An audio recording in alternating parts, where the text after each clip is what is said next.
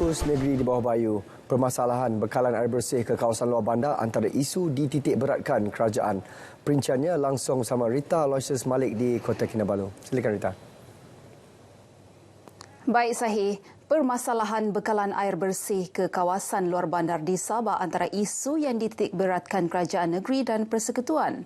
Bagaimanapun kos pembangunan yang besar untuk penyambungan paip dari loji rawatan Jabatan Air ke kampung-kampung terpencil menyukarkan usaha kerajaan untuk menyalurkan air terawat ke kawasan luar bandar yang jauh daripada jalan raya utama. Sehubungan itu, Menteri Pembangunan Luar Bandar Datuk Jahid Jahim mengalu-alukan usaha pelbagai pihak membangunkan inovasi bagi membantu penyediaan bekalan air bersih di kawasan luar bandar menggunakan air graviti. Beliau yang juga adun Tamparuli berucap merasmikan projek air graviti bersih teknologi hijau di Kampung Koliposuan, Tamparuli. Projek dibangunkan inovator sistem air graviti bersih teknologi hijau, Insinyur Jo Primus Kayau dari Tambunan ini berkonsepkan solusi sains dan sosial dengan melibatkan komuniti secara langsung semasa pembinaan sehingga pelaksanaan operasi dan penyelenggaraan projek. Projek berkeupayaan menapis lebih 100,000 liter air sehari ini memberi manfaat kepada 350 penduduk kampung Koliposuan. Perbincangan bersama akan dibuat Ahli Parlimen Putatan Datuk Syahilmi Yahya dan Pengerusi Lembaga Pembangunan Perumahan dan Bandar LPPB Sabah Datuk Masyung Bana berkenaan isu dihadapi penduduk Rumah Pangsa Tanjung Aru, Kota Kinabalu. Banyak perkara perlu diperhalusi termasuk berkaitan keselamatan penduduk yang menjadi keutamaan selain impak sosial. Saya ada mengadakan pertemuan dengan beberapa orang wakil penduduk Rumah Pangsa Tanjung Aru. Mereka telah mengemukakan rayuan dan aduan tentang kenyataan yang telah dibuat oleh pengerusi Lembaga Perumahan Perancang Bandar LPPB. Saya mengambil maklum tentang aduan yang telah dikemukakan dan saya akan menghubungi pihak LPPB dan Datuk Masyung sendiri untuk melihat bagaimana kita cuba approach masalah ini dari sudut menang-menang lah.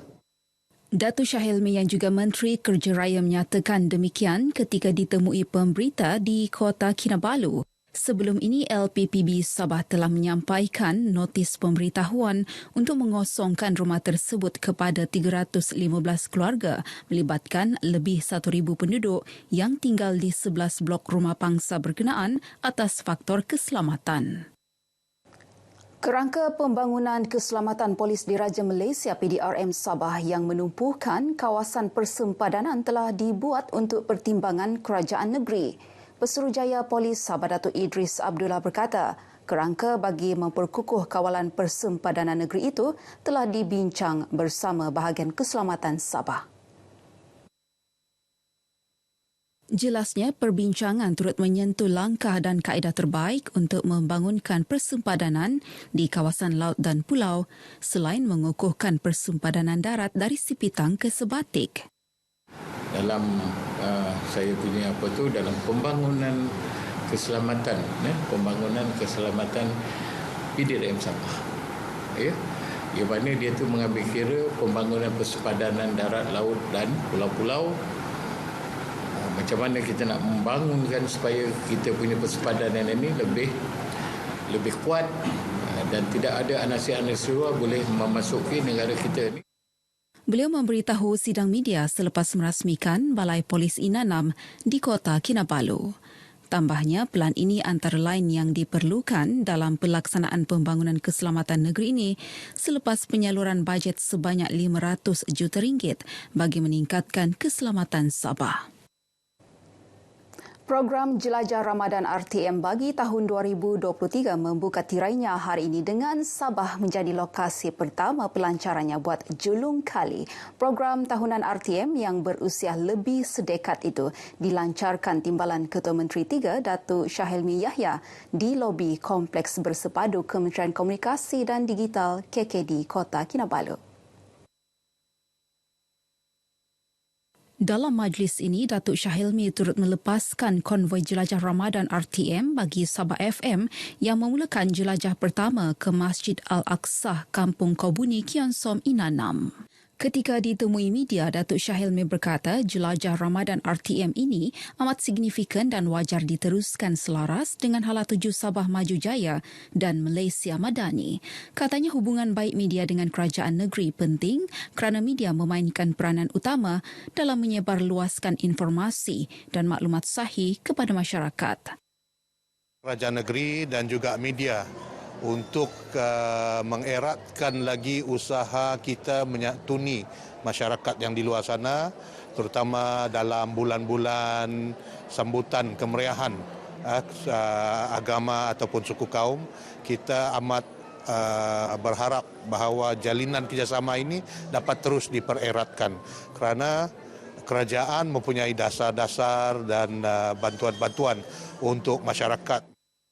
Sementara itu, pengarah program radio yang menjalankan tugas timbalan Ketua Pengarah Penyiaran Strategik Nur Ain Bakir menyatakan selaras dengan objektif program untuk menyemarakkan bulan Ramadan melalui pelaksanaan aktiviti keagamaan dan kebajikan, 77 masjid di seluruh negara terpilih untuk lokasi jelajah sebagai simbolik 77 tahun RTM tahun ini. Jelajah turut mendapat kerjasama daripada rakan strategi RTM. Setiap tahun apabila Ramadan menjelang tiba, memang banyak pihak-pihak yang menyampaikan hasrat mereka untuk berkolaborasi menjadi rakan strategik kita kerana inilah peluang untuk kita membuat satu program yang boleh dikatakan rally kesinambungan antara satu stesen ke satu stesen. Di Sabah, 11 masjid dan surau akan terlibat dalam program ini, iaitu masing-masing 3 di Kota Kinabalu, Tawau dan Sandakan serta 2 masjid di Keningau, iaitu daerah-daerah terletaknya stesen radio RTM. Jelajah Ramadan RTM yang melibatkan 26 stesen radio RTM seluruh negara akan berakhir di Perlis pada 15 April depan. Sementara itu, jelajah Ramadan RTM 2023 ke Masjid Al-Aqsa Kampung Kobuni menyaksikan penyampaian sumbangan kepada masjid berkenaan. Sumbangan itu sebagai usaha membantu kelengkapan pengurusan masjid selain mengeratkan silaturahim antara RTM dengan masyarakat setempat. Sumbangan disampaikan melibatkan wang tunai RM2,000, set lengkap pengurusan jenazah dan hamper. Sambutan kali ini kita akan berjelajah selama sebanyak 77 masjid sempena dengan 77 tahun sambutan Hari RTM. Sumbangan yang kami sampaikan hari ini semuanya yang disumbangkan oleh rakan strategi kita, antaranya daripada Yayasan Kebajikan Sabah, selepas itu Bank Rakyat dan juga daripada Arabi, dan selain daripada itu rakan strategi kita MRA lah yang turut bekerjasama dalam jelajah Ramadan kali ini. Saya mengharapkan jelajah Ramadan kali ini untuk edisi kali ini 2023 dan Sabah menjadi tuan rumah. Harapnya semua berjalan dengan lancar sehingga ke destinasi yang terakhir, dan harap jelajah Ramadan kali ini dapat menyantuni semua yang memerlukan.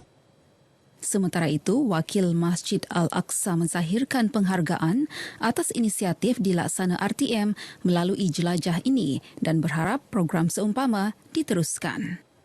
Saya bagi pihak pengurusi masjid ingin mengucapkan ribuan terima kasihlah untuk yang menyampaikan sumbangan, dan kami amat berbesar hati untuk menerima sumbangan yang ini, dan harap semoga ianya bermanfaat untuk kami dan ianya satu permulaan Ramadan yang baiklah. Saya harap kampung ini menjadi pilihan bagi suatu hari nanti. Selepas ini, jelajah akan diteruskan ke 2 lagi masjid sekitar Kota Kinabalu, iaitu Masjid Al-Hidayah Menggatal dan Surau Istiqamah Taman Olivia sebelum menjelajah ke daerah lain. Baik, sekian paparan dari negeri di bawah Bayu. Untuk lebih banyak perkembangan semasa di tanah air, terus sahaja bersama Sahi. Silakan. Terima kasih, Rita.